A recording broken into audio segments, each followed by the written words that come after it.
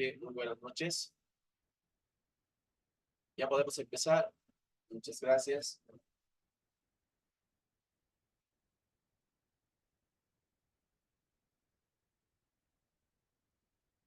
Muy bien. Eh, mujeres, muy buenas noches. Vamos a empezar.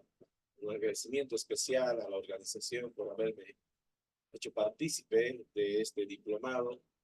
Realmente un gusto compartir con ustedes alguna experiencia humilde en el campo de la gestión constitucional y la responsabilidad funcionaria, que sin duda tal vez puede ser muy útil a todos los diplomantes en esta oportunidad. Creo que sí, pues me caracteriza. Vamos a hacer referencia a temas de interés actual, también hacemos referencia a ejemplos que pasan en la cotidianidad, desde luego para que ustedes se reconozcan y desde luego pueda ser productiva esta última jornada de este diploma. Muy bien, mi nombre es Ángel Edson Dávalos Rojas, hasta hace poco vocal de la Sala Civil. Durante mucho tiempo hemos ejercido el cargo en funciones públicas en la Universidad Pública San Francisco Javier. También hemos estado pasando por el Consejo de la Magistratura. Hace poco hemos sido docentes de la Escuela de Jueces del Estado. Hemos pasado en calidad de vocal constitucional también por algún periodo. Y bueno, pues con mucho placer he aceptado la invitación para justamente abordar esta temática de la gestión constitucional, que es muy importante. Sé que muchos de ustedes no son abogados, pero sin duda lo que vamos a hablar el día de hoy les va a servir de mucho en las actividades que realizan cotidianamente, pero también les va a servir, inclusive, vamos a dar algunos tips que les van a servir para que puedan ustedes evadir alguna situación de responsabilidad funcionaria, desde luego, en su profesión, ¿no? Que es lo que se quiere. Bueno, sin mayor preámbulo, no tenemos mucho tiempo, así que vamos a entrar en materia. Y antes es necesario hacer la diferenciación cómo era antes de la vigencia de la Constitución Política del Estado, cómo era el ejercicio de la administración pública, ¿no? Bueno, pues el problema del derecho siempre era qué es lo que prima más, la ley o la Constitución. Bueno, actualmente todo el mundo sabe que debe primar la Constitución Política del Estado, pero anteriormente eh, eh, hasta jueces hacían primar, ¿no? Las disposiciones legales por, inclusive por encima de la Constitución Política del Estado. Desde luego, han habido muchos problemas y han generado responsabilidades, inclusive penales. El hecho de que una administración pública, llámese gobernador, llámese alcalde, llámese cualquier ministerio, pretendía hacer cumplir una norma, ¿no? Una norma legal eh, que tenía un texto contrario a la Constitución Política del Estado, ¿no? Entonces, actualmente, obviamente, eso ha quedado superado con el avance de las corrientes del derecho. Obviamente no puede existir nada al margen de la Constitución, obviamente, y el bloque de constitucionalidad. Entonces, en ese sentido, inclusive habían problemas en el tema, procesos de contratación basados en el Decreto Supremo 0181, por ejemplo, cuando habían contradicciones con alguna disposición supra, ¿no? Una disposición constitucional, todo el mundo aplicaba el texto muerto de la ley, pero sin tomar en cuenta, sin tomar en cuenta que actualmente no puede existir ninguna actuación de una autoridad pública, ninguna actuación de ninguna autoridad pública no puede estar al margen de lo que establece la Constitución Política del Estado, ¿no? Incluso, aunque no lo crean, hay leyes que se promulgan constantemente que incluso no condicen con el texto de la Constitución Política del Estado. Entonces ahí viene la pregunta para decir, esta norma legal está vigente, pero no es no condice con la constitución política del Estado. ¿Qué hacemos? ¿Qué aplicamos? Es como un ejemplo, solamente un ejemplo. Mira, hasta hace poco salió hasta hace unos pocos años salió la ley de supresión de la carrera administrativa. Era una ley financiera hace 4 años, aproximadamente 3 años, en la cual se suprimió en Bolivia la carrera administrativa, ¿no? Y decir, a partir de ahora no existe carrera administrativa en Bolivia, todos los funcionarios son provisorios y por tanto son provisorios y en cualquier momento el empleador puede proceder a agradecer los servicios. Y justamente eso fue lo que pasó, ¿no? Mucha gente que tenía una carrera administrativa reconocida, que ha ingresado con un concurso de méritos, exámenes de competencia, que han sido ganadores en esos concursos, bueno, pues les han dado su reconocimiento por el servicio, ¿no? Civil, ¿no? General de Servicio Civil, y obviamente han empezado a ejercer, dándoles esa prerrogativa de la estabilidad en el trabajo.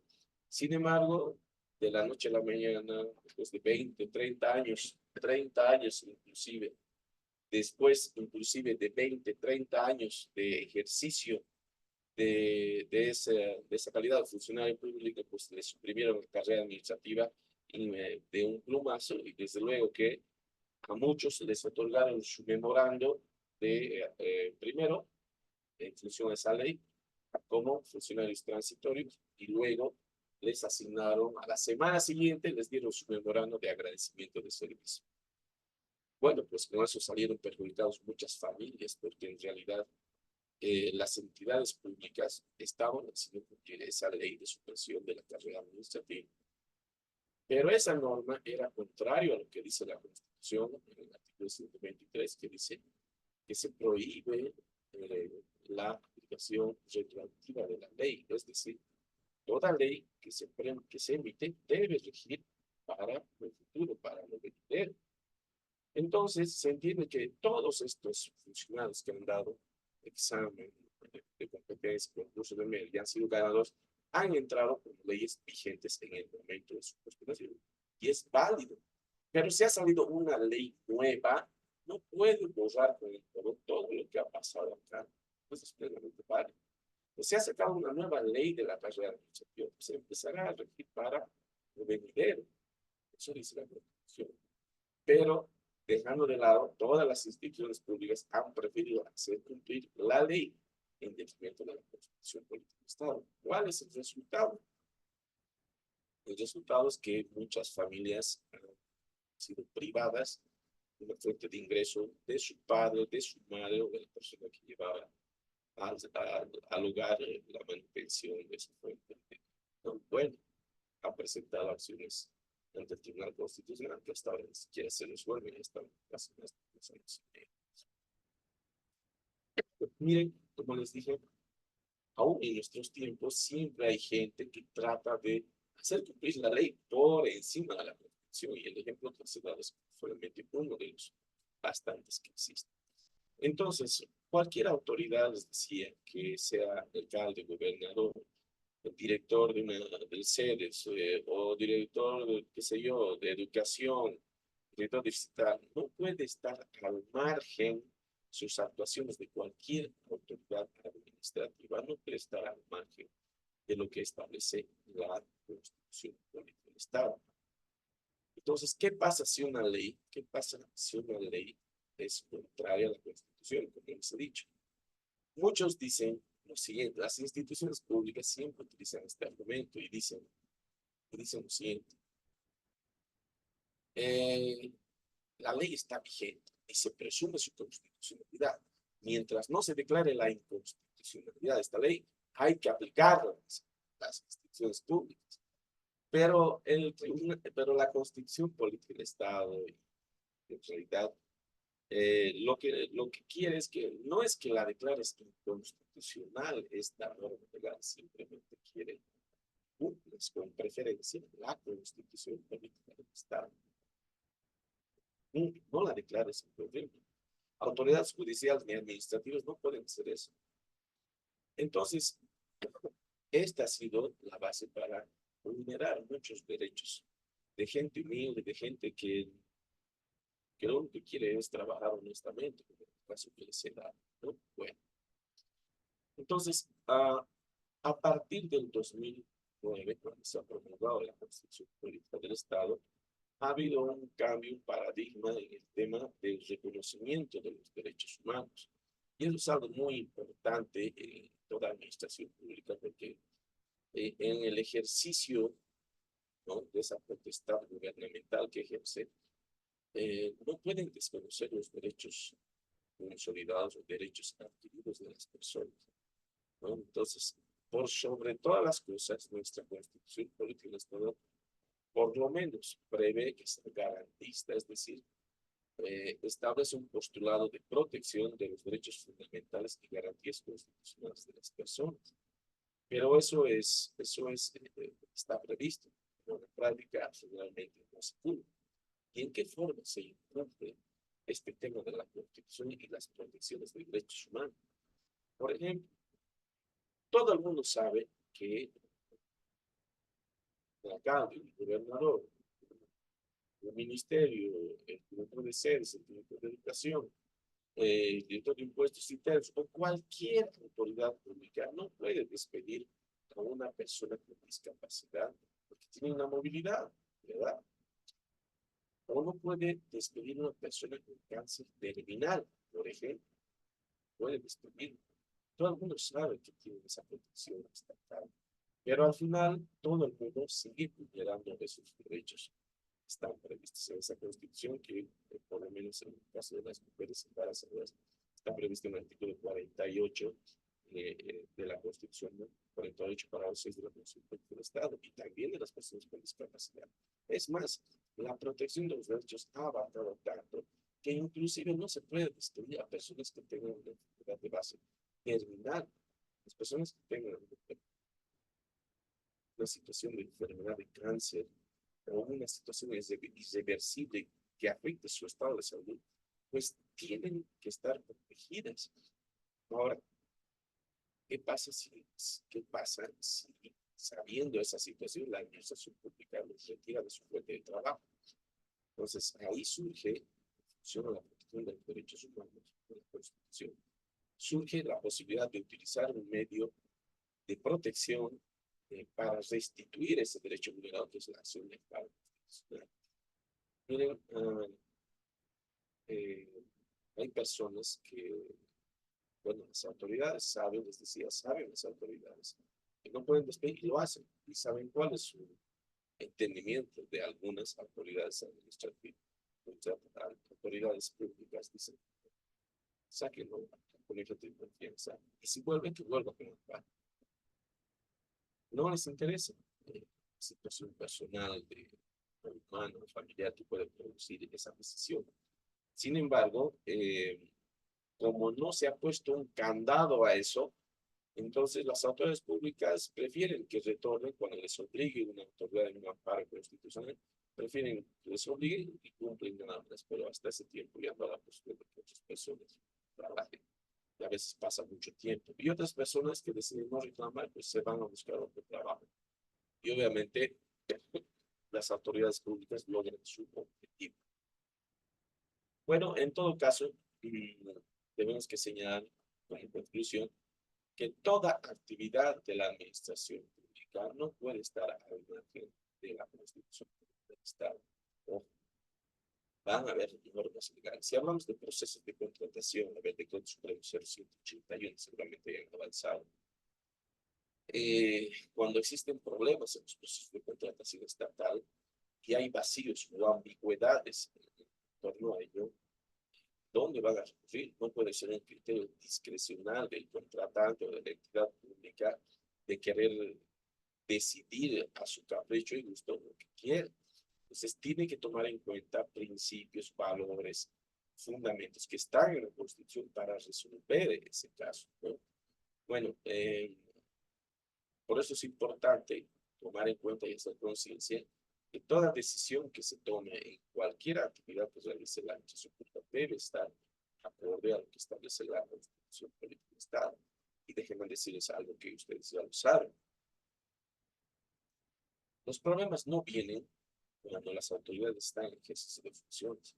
Los problemas vienen cuando ya han dejado el cargo, porque ahí no hay nadie que pueda cubrir sus espaldas, ¿no? Entonces,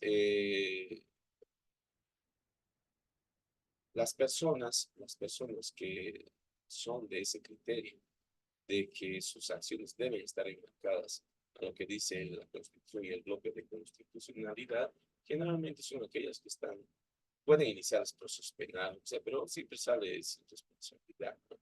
Pero aquellas que lo hacen con mala fe, con saña, con criterios de cualquier orden, obviamente que pueden verse involucradas con cualquier tipo de responsabilidad. E inclusive, si no les repetir a esas personas por el daño causado a causa de una decisión que no condice con la Constitución Política del Estado. Bueno, y en ese fin tenemos que hablar necesariamente de, si hablamos de gestión constitucional, veremos cuáles son, cómo se configura el tema constitucional en Bolivia de manera rápida. No es mi intención teorizar o cargarles con cosas complejas que no son propias inclusive de muchas de sus profesiones, pero sí es necesario que ustedes conozcan por lo menos al por mayor, porque de manera general, cómo es que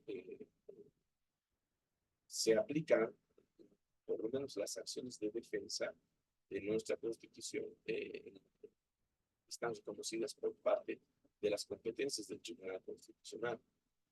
Y vamos a hablar de manera rápida y no sencilla de sus competencias y casos. Por ejemplo, ustedes tienen que tener en cuenta que el Tribunal Constitucional, por ejemplo, nuestra justicia constitucional, abarca tres competencias bien precisas. Primero, el control de constitucionalidad, ¿no? El Tribunal Constitucional lo que hace es simple ver que toda ley, toda disposición normativa esté acorde al texto constitucional, a los principios, a los valores. Entonces, por eso mismo, legisladores, autoridades que tienen esa capacidad para mandar al Tribunal Constitucional que revise si esa norma, si esa disposición legal, por ejemplo, está acorde a la Constitución Política del Estado. Y bueno, pues inclusive han mandado después preguntas para el referéndum, para ver si esas preguntas son constitucionales, ¿no? Para el posible referéndum. Y en todo caso han sido observadas por un procedimiento que no se había llevado a cabo. Bueno, entonces, en el control de constitucionalidad, el Tribunal Constitucional ve dos acciones propiamente dichas. Uno es la acción de inconstitucionalidad abstracta, ¿no? Donde cualquier diputado, por ejemplo, senador, puede mandar al Tribunal Constitucional para que diga al Tribunal si esa norma legal es o no constitucional. Si parte o toda una ley o parte de esa ley es o no constitucional, ¿no? Entonces, se hace a través de la acción de inconstitucionalidad abstracta. De forma directa se presenta al Tribunal Constitucional y solamente unas personas son las que legitimadas para ello, solamente ellos pueden presentar directamente, ¿no? Y las personas también, hay otras personas también legitimadas, pero incluso el presidente puede hacer consultas, ¿no? Segundo, la otra forma de ver el control de constitucionalidad es a través de la acción de inconstitucionalidad abstracta, perdón, concreta. ¿Cómo es ello? Opera de la siguiente manera. Si, por ejemplo, ustedes están haciendo un procedimiento, un proceso administrativo interno dentro de su institución, el administrado o el que está siendo procesado puede puede tratar de promover una acción de inconstitucionalidad y decirle a la autoridad sumariante, a la autoridad disciplinaria, decirle, señora autoridad, esta norma por la cual me están juzgando es inconstitucional por esto, por esto, por esto, por esto. Solicito que usted, como autoridad disciplinaria o autoridad sumariante, promueva esta acción de inconstitucionalidad para que el Tribunal Constitucional lo excluya del ordenamiento jurídico y bueno, se archive el grado de tiene sus propias reglas de juego, desde luego. Entonces, la autoridad sumariante ahí decide, analiza y valora y dice si es probable que esa norma por la cual se está procesando a la persona hay atisbos de que sea inconstitucional, bueno, desde luego que promueve. Y si no hay razones jurídicas para promover, entonces la rechaza también, ¿no? Entonces, muchas personas están siendo procesadas internamente por una responsabilidad administrativa, por ejemplo, lo que hacen es justamente invocar esta acción de inconstitucionalidad concreta para lograr que se pueda excluir su responsabilidad, ¿no? Algunos lo utilizan de forma exagerada, forzada, pero otros sí tienen razón. Y obviamente cuando va al Tribunal Constitucional declaran una inconstitucionalidad de esa norma, desde luego ya no pueden procesar a esas personas. Por ejemplo, un caso en el cual se ha declarado una inconstitucionalidad en el proceso disciplinario ha sido cuando, por ejemplo, te decía la norma por la cual te procesaban, decía cualquier otra conducta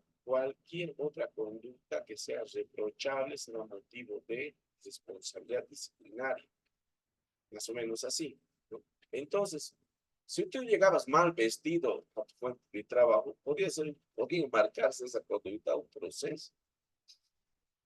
Si tu cabello no era corto, llegabas con meleno o lo que sea, podía pensarse que no estás cumpliendo esta norma legal, o sea, acomodaba tu multa a esa falta y te podían procesar. Entonces, toda conducta que creían que era correcta y indebida, trataban de hacerla subsumir a esta norma y los procesaban a la gente. Entonces, por ese motivo es que el Tribunal Constitucional ha dicho, no puede haber una norma tan general, tan ambigua, que ni los ciudadanos ni los administrativos sepan qué conducta van a abstenerse de realizar. Por tanto, cuando se establezca una sanción por una conducta, debe ser precisa, clara, concreta, para luego el administrado sepa que si incurre en esa conducta, pues va a ser motivo de proceso administrativo. Entonces, ahí por ejemplo se ha declarado la inconstitucionalidad de esa norma inicial, por ejemplo, solamente para bueno, entonces concluimos que el Tribunal Constitucional tiene esa competencia de hacer el control de constitucionalidad, que los tratados internacionales, que las leyes o disposiciones legales estén acorde al texto, los principios, valores que recoge la Constitución. Otra competencia del Tribunal Constitucional es precisamente el control de la y ese es uno de los más importantes y que también ustedes conocen. Por ejemplo, ahí está dentro del control tutelar, es decir, de protección de los derechos fundamentales de las personas, ahí está la acción de amparo constitucional, la acción de libertad, la acción de protección de privacidad, la acción popular y la acción de cultura. Bueno, la más conocida de todas ellas es la acción de amparo constitucional. Cuando la definimos, ¿no? La acción de amparo es aquel mecanismo de protección de los derechos y garantías constitucionales de las personas. Por ejemplo, cuando una persona ha sido despedida ilegalmente, debidamente, se le está vulnerando su derecho al trabajo, a la estabilidad laboral, puede ser, a la remuneración justa, a la dignidad humana, también puede ser. Entonces, esos derechos son restituidos a través de un amparo constitucional. O si están en un proceso, disciplinario, por ejemplo, puede ser que se estén vulnerando su derecho a, qué sé yo, a la defensa, porque no está dejando su prueba, su derecho al debido proceso, que no está fundamentada la decisión del juez disciplinario o de la autoridad sumariante, y etcétera. puede ser motivo de cualquier lesión o vulneración de derechos, pero a través de la acción de amparo constitucional se trata de restituir esos derechos. Miren, hace poco saqué un TikTok donde les decía que no se puede, los propietarios de alquileres, los propietarios que tienen casas y alquilan a universitarios sobre todo, y cuando no pagan en la fecha indicada su alquiler, su mensualidad, los propietarios no pueden cortarles el paso de luz, no pueden cortarles el paso de agua, no pueden ponerles candado a sus puertas para obligarlos a que paguen. Hay otras formas reconocidas en nuestra legislación que permiten que el propietario pueda recuperar ese, puede hacerse satisfacer ese canon de arrendamiento. Hay otras formas rápidas también, están previstas incluso en el Código Procesal Civil, pero no pueden hacer medidas de hecho cortarlas, por decir, de energía eléctrica. Ese es un acto que está catalogado como medidas de hecho y que obviamente a través de una acción de amparo pueden hacer que inmediatamente se restituya ese derecho de servicio de electricidad, de agua, que se levante ese candado, esa chapa para que permita ingresar a ese universitario o a cualquier persona. Saqué ese TikTok, pero al final la gente no comprendió que no puedes tomar revancha por ti mismo. Cuando, cuando, cuando te incurren en una infracción, tú no puedes tomar revancha y hacer lo mismo, porque igual vas a tener responsabilidad, ¿no? Entonces, la ley prevé mecanismos para que tú puedas tener y lograr que te paguen del alquiler que no te han cancelado. Y prevé, pero no por ello puedes tomar acciones directas de derecho. Si eso fuera posible, cada uno lograría solucionar sus problemas de la manera que más le convenga. Entonces, en un Estado de Derecho no es posible. Y bueno, pues, a través de la acción de amparo constitucional, lo que se pretende es que se restituyan inmediatamente esos derechos que han sido cualificados como desaparecidos o que están siendo actualizados, ¿no? Bueno, esa es la mayor cantidad de casos que existe sobre la acción de amparo constitucional. Pero también existe la acción de libertad. La acción de libertad está destinada como un mecanismo de protección cuando una persona está siendo indebidamente privada de su libertad o está en riesgo su vida, o le están privando de su libertad de forma arbitraria e ilegal, ¿no? O cuando, por ejemplo, un privado de libertad está siendo producto de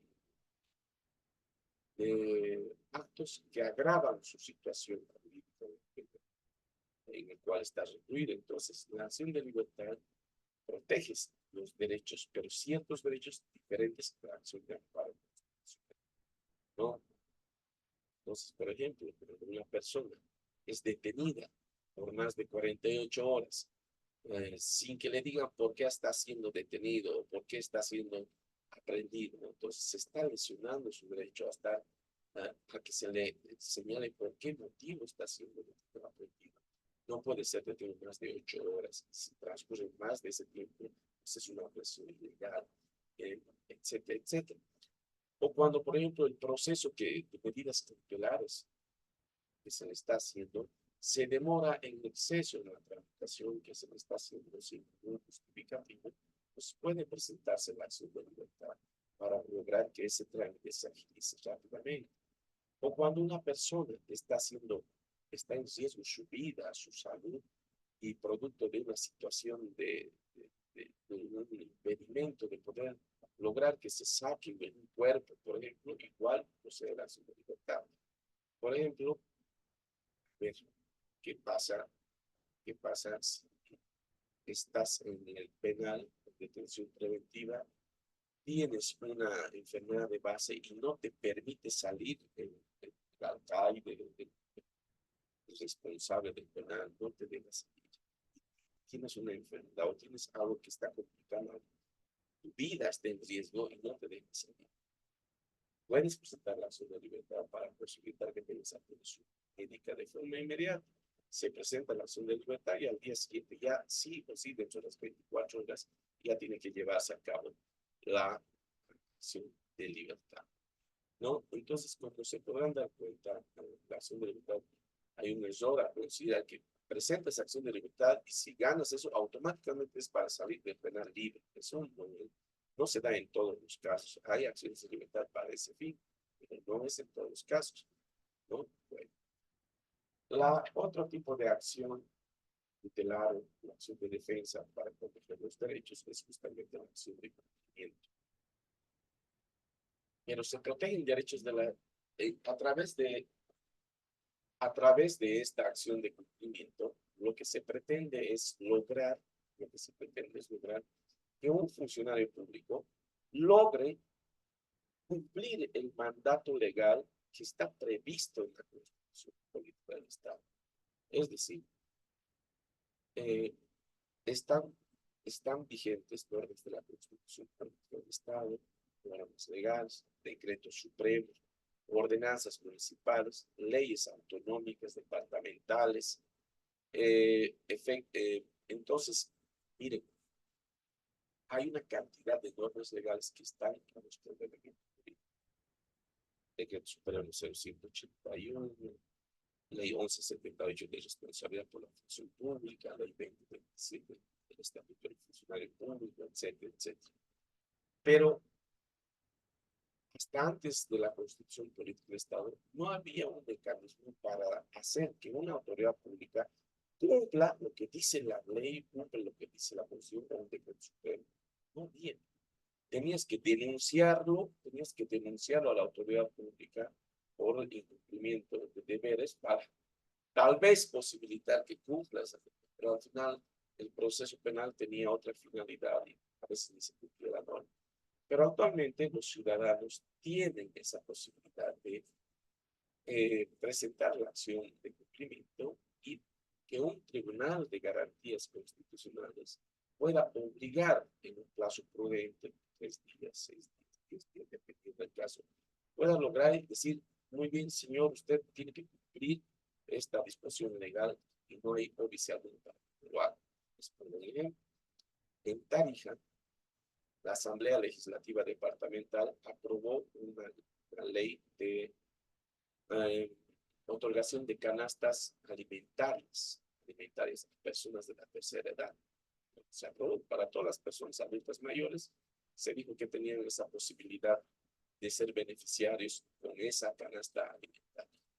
Pero resulta que quien tenía que cumplir esa determinación era el gobernador, pero no quería cumplir porque no había presupuesto, no tenía dinero, estaba reclamando al Ministerio de Economía que les dé presupuesto para hacer cumplir, pero al final se ponía trabas, se presentó esta acción de cumplimiento y un tribunal de garantías ordenó al gobernador que en un plazo determinado cumpla con ese mandato legal de esa ley autonómica departamental, que cumpla en otorgar esas canastas alimentarias a personas de la tercera edad de ese municipio, de ese departamento. Entonces, ¿quiénes se han beneficiado? Pues, obviamente, nuestros ancianos de las personas de la tercera edad. Y el Tribunal Constitucional dijo, si se consideraba que no había presupuesto, pues era que no aprueben esa ley de las.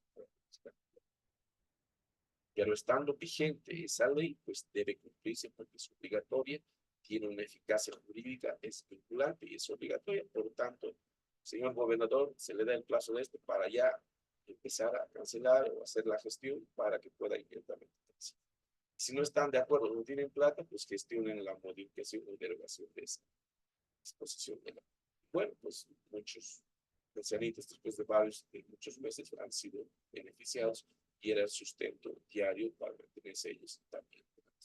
También, claro que no era mucho, pero desde luego que les servía para su manutención. Muy bien, eso es solamente un ejemplo sobre la acción de cumplimiento, como opera en la práctica, ¿no?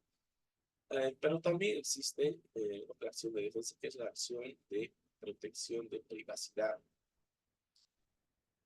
Aquí eh, no es muy conocido, no es muy utilizada por los abogados, pero es porque no conocen sus características a plenitud.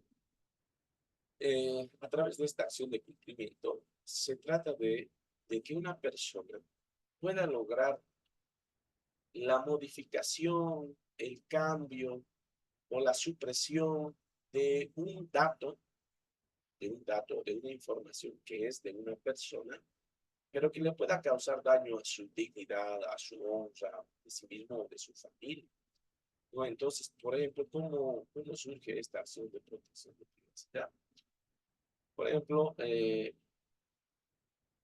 si mi nombre, por ejemplo, mi nombre, eh, ya ha pasado esto, ha ocurrido ahí, y dice, señor presidente y Tribunal de Garantías Constitucionales, resulta que mi padre ha sido una persona violenta, delincuente, y la verdad es que producto de todo lo que él ha hecho, yo estoy pagando con otras personas para ser su hijo, me hacen ver que yo soy responsable de esa situación si me causan problemas. Entonces, yo estoy registrado, mi certificado de nacimiento con este nombre y resulta que al ser de mi padre y todo ello me causa muchos problemas. Obviamente que hay seguridades para no cambiarse así por así o modificar los datos de registro, ¿no? Entonces, en esos casos sí se ha dado la posibilidad de que para proteger la dignidad de las personas, inclusive puedan cambiar esa situación. Obviamente, hay que tener el debido cuidado porque muchas personas quieren creer sus responsabilidades y quieren engañar esa situación para beneficiarse, no es para eso. O, por ejemplo, digamos, ustedes tienen cualquier dato o cualquier registro público, su nombre está mal escrito, ¿no? Su nombre está mal escrito y si producto de esa situación le afecta a su dignidad y a su dignidad humana, pues puede pedir a través de ellos acceso. Otra forma de que pueda utilizarse esto es, por ejemplo, cuando suben al Face, a las redes, digamos, o hay un banco de datos registrado ahí cualquiera, y causan un daño a su sensibilidad, a su dignidad humana, etcétera, a su honra, puede presentarse esta acción para obligar a otra persona a que baje esos datos registrados en el registro público o privado sobre algo que perfectamente acredita, ¿no? Es posible hacerlo. Pero si solamente es un error de tu nombre y obviamente está contemplado en el CERESI o en otro lado, si ahí vas a arreglar internamente, administrativamente, judicialmente, no pasa nada. Pero si hay algo ahí que afecte tu dignidad, ya puedes estar pensando en hacer una acción de protección de privacidad, donde puedas cambiar o arreglar la situación que pretendes de forma rápida. Y por último, tenemos la acción popular, que es una acción de defensa destinada a proteger los derechos y garantías, perdón, a proteger los derechos colectivos y los intereses difusos. A ver, por ejemplo, qué sé yo, en Quillacollo, cerca de la ciudad de Quillacollo, se está estableciendo un contadero municipal y que va a afectar la salud, la salubridad pública de una junta vecinal que está cercana ahí. Los hijos van a la escuela cerca de ese contadero, hay el riesgo de infección, etcétera. Presentan acción popular para lograr que ese contadero municipal y las autoridades puedan llevarlo a otro lado, porque se está vulnerando o hay amenaza de vulneración de los derechos a la salubridad pública de esa junta vecinal o de ese barrio, etcétera. Entonces, el artículo 135 de la Constitución Política de Estado regula la acción popular y muchos creen en errores, creen porque son muchas las personas que están siendo perjudicadas, creen que ya directamente pueden presentar la acción y a veces no es así. Eh, por ejemplo, si son un conglomerado de médicos que están siendo perjudicados, son más de 100 médicos que están siendo perjudicados, porque una convocatoria se ha parado varias veces, ello va a ser motivo de un paro constitucional, aunque sean 100 personas que están siendo afectadas, porque es la misma situación, ¿no? Pero una situación diferente es cuando, por ejemplo, se está incorporando una medicina nueva, innovativa en la ciudad y que hay cierta amenaza, riesgo de que pueda causar un daño colateral a la población o lo que sea, entonces se pide, se presenta una acción popular para hacer que ese medicamento no ingrese con los problemas que puede causar a la población. Obviamente hay que demostrarlo, no es que es automático, hay que demostrarlo. Muy bien, entonces la acción popular está destinada a derechos colectivos, intereses difusos de gran cantidad de gente, pero ojo, siempre relacionado con patrimonio, siempre con patrimonio, la seguridad, la salud pública, el espacio, etcétera.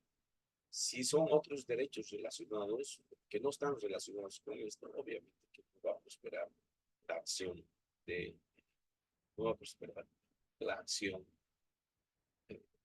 popular, ¿no?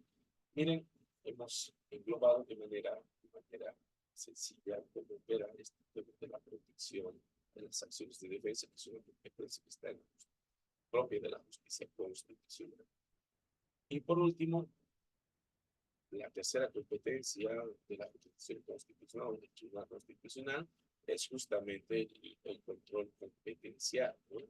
Conflictos de competencia que puedan existir entre órganos de poder público, entre órganos, ministerios, ministerios, etcétera, etcétera, o entre los conflictos que pueden ejercer entre la jurisdicción ordinaria y la jurisdicción indígena, campesina, e incluso conflictos de competencia entre entidades territoriales, alcaldía, organización, Estado, el central del Estado, el gobierno, con algún departamento.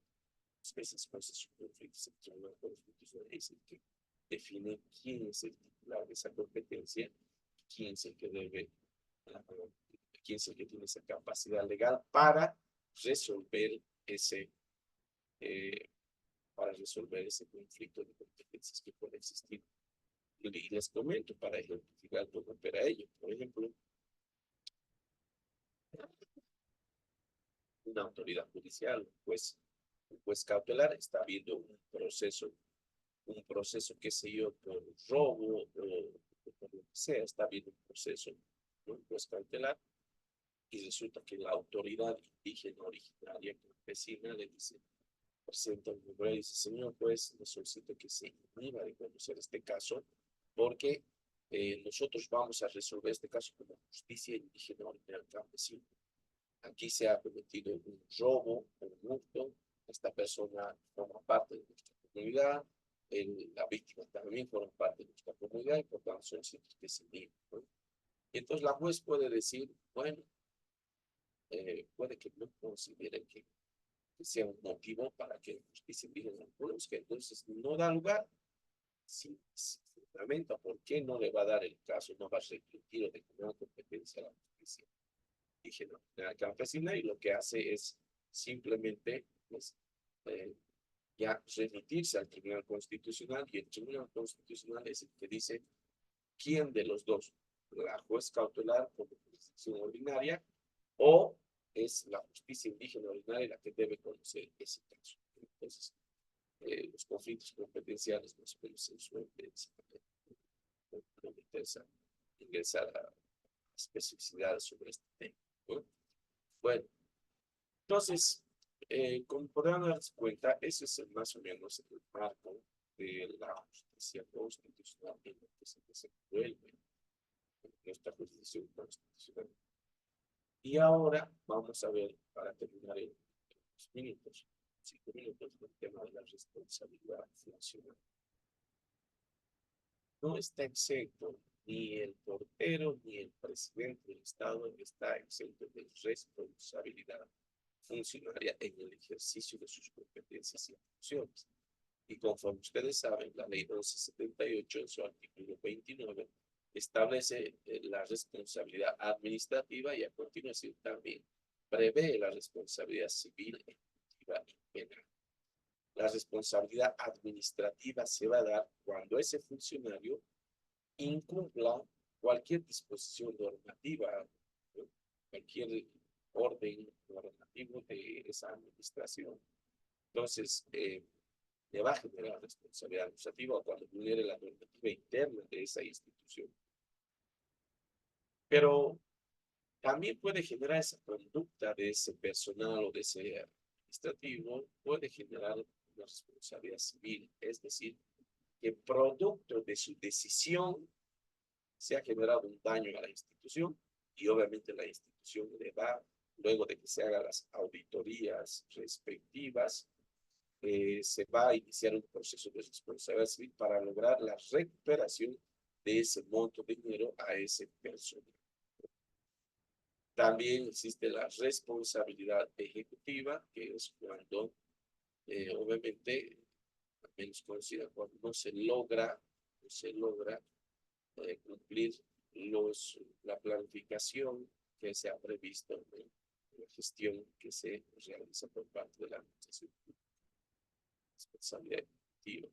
Y por último, es más grave la responsabilidad penal, que se establece en un proceso penal en el cual se debe demostrar que la conducta del servidor público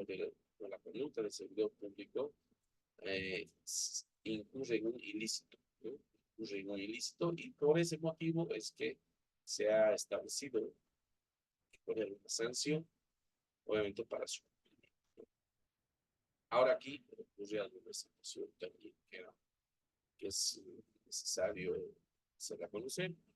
He visto muchos casos que se les ha acusado a alguna autoridad, a un servidor público o magistrado, se le ha acusado de cometer ilícitos y han iniciado un proceso penal, los han despedido, ¿no? Porque había una imputación formal, ha existido un pronunciamiento del Ministerio Público que ha dicho, al parecer, probablemente sí existe la probabilidad de que se ha cometido el hecho ilícito y ha sido por esta persona. Pero luego de recabar la información y todo eso, sale una resolución de sobreseimiento y el juez dice, no tienes responsabilidad alguna. Por ejemplo, eran cuatro personas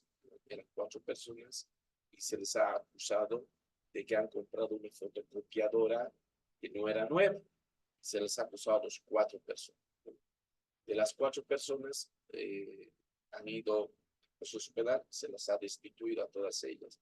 Y luego viene una resolución de sobreseimiento. El juez dice, estas personas no estaba a su cargo el proceso de contratación, ha sido otra directamente y ellas solamente han participado, pero no han sido los directos responsables de ello.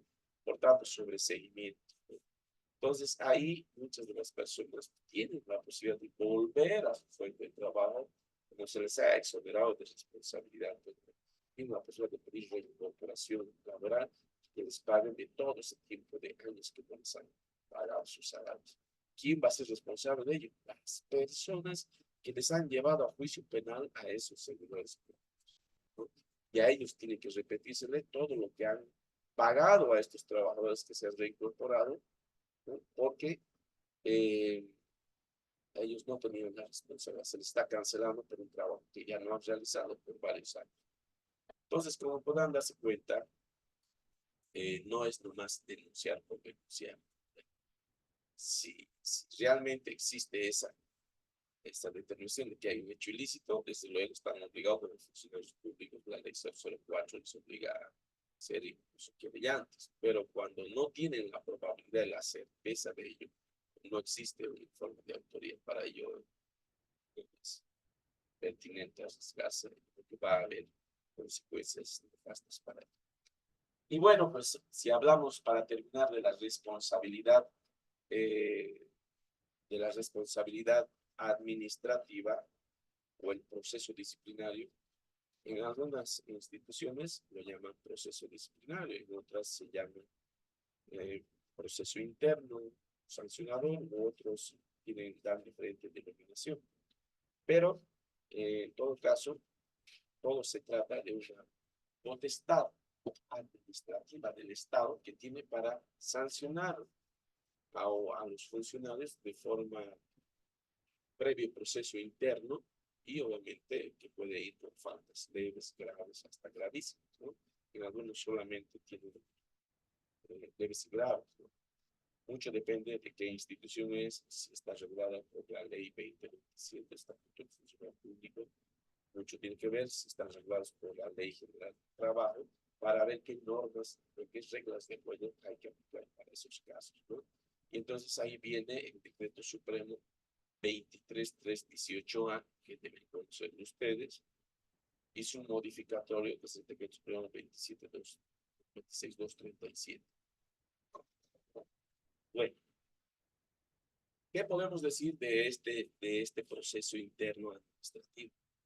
Que no es a capricho del sumariante o de la autoridad sumaria, no es el capricho que se va a establecer una responsabilidad administrativa. Tiene que demostrarse que la conducta del servidor público o del trabajador se subsume a esa falta, a esa conducta que no tenía que realizar. Y de acuerdo a la gravedad va a establecerse esa sanción, no llamada de atención, hasta destitución puede ser. Ojo, puede ser muy obvio la falta que se ha cometido. Puede ser muy obvio la falta de obligación o ordenamiento administrativo que ha realizado. Pero necesariamente tiene que demostrarse ello en un proceso, en un debido proceso, ¿no? En el cual la parte denunciada o procesada tenga la posibilidad de defenderse, ¿no? Muchos dicen lo siguiente, pero si no ha venido no ha venido a sellar, no ha venido a sellar al trabajo. Tenemos ahí la constancia de recursos humanos y que no ha venido, ni siquiera ahí están sus colegas. No se puede asumir una medida de hecho directamente disponer de la institución solamente por ello, porque no ha venido a marcar 3 días en forma consecutiva. Si la inasistencia a su fuente de trabajo está justificada por una situación de fuerza mayor, entonces ya no puedes despedirlo, ¿verdad? Entonces tienes que darle la oportunidad de que se defienda, de que justifique que esos días no ha asistido porque estaba un impedimento material. Y este es el caso de una señora que era una trabajadora ejemplar, joven, provincia, en la cual cumplía todos los horarios y todo. Pero al final se embarazó, pero tuvo un embarazo ectópico de alto riesgo, una sedador, y a partir de ello fue sacando sus bajas médicas. Y sabía, el empleador era una estación de gasolina, ella trabajaba en una estación de gasolinería, gasolina, etc. Pero al final no vino 3 días a trabajar y directamente la destituyeron. Entonces presentó su acción de amparo constitucional y esta señora dijo, el abogado dijo en la audiencia, dijo, si me hubieran dado la posibilidad de justificar, de presentar mis descargos, no hubiéramos estado en este amparo, señor presidente. Aquí mi cliente estaba a riesgo de perder su vida, sabía su empleador que tenía una amenaza de altos riesgos de embarazo. Y cuando fue al médico a hacerse ver, inmediatamente le hicieron quedar ahí en el hospital de emergencia, ella entubada, a riesgo de perder su vida, que va a estar queriendo todavía dar aviso a su empleado. Pero aquí están las bajas médicas que no le han dado ni siquiera la oportunidad de presentar. Y obviamente en esa acción de amparo constitucional se ha tutelado los derechos de esta persona y se ha dispuesto su reincorporación e inmediatamente su afiliación a la Caja Nacional de Salud nuevamente, porque estaba estaba a punto de dar a luz, ¿no? Entonces, miren, puede ser muy obvia las causas por las cuales le va a proceder o a destituir o a imponer una sanción a un servidor público, un trabajador, pero ello no le exonera, deba darse la oportunidad al procesado de asumir defensa y presentar sus descargos. Esa es una garantía constitucional, son los pilares en los cuales descansa nuestra Constitución Política del Estado, que es sobre todo el debido proceso y el tener la oportunidad de ser escuchado por una autoridad competente antes de que se emita una sanción de hecho, ¿no? Bueno, y si siguen vulnerándose sus derechos, pues ahí tienen la última esperanza de justicia, que es la acción de amparo constitucional, en el caso que les he señalado. Muy bien, con eso hemos terminado. Muchas gracias. Ya estamos en tiempo. Si tienen preguntas, por favor, antes de terminar, ahora es el momento. Con mucho gusto vamos a responder todas las preguntas que han realizado, que tengan en esta oportunidad. Adelante, por favor. Tienen la palabra, pueden quitar su micrófono y vamos a responder las preguntas que consideren prudentes. Muy bien, adelante. ¿Alguna duda? ¿Alguna consulta o todo está claro? Muy bien.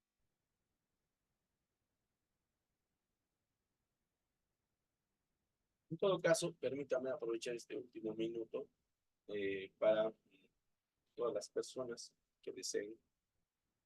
Este es la última producción intelectual que hemos podido sacar hace unos meses. Se llama ¿Cómo hacer cumplir la Constitución Política del Estado y las leyes, ¿no? La acción de cumplimiento en Bolivia.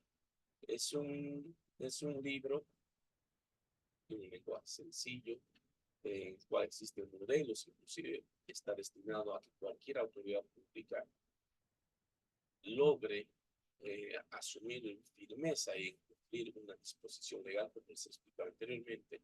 Bueno, pues a todas las personas que estén interesadas, con mucho gusto, por favor, les voy a dejar mi WhatsApp para envíos también a todas las ciudades de Bolivia.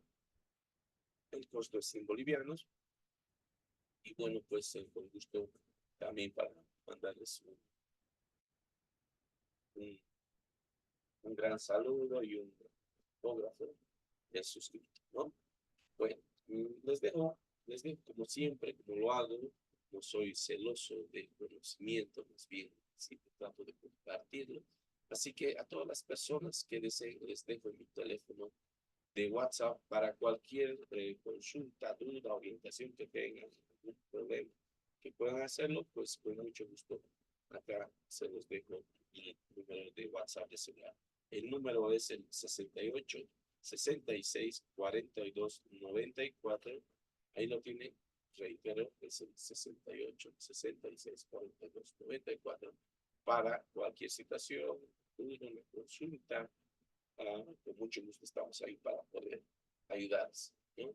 Muy bien, cumpliendo el horario que nos han recomendado la organización, pues les quedo muy agradecido. Mi nombre es Ángel Edson Dávalos Rojas, especialista en Derecho Constitucional. Ha sido un placer compartir estas experiencias con ustedes. Bueno, pues será hasta una próxima oportunidad. Buenas noches, amigos, que descansen. Buenas noches, doctor. Gracias. Buenas noches.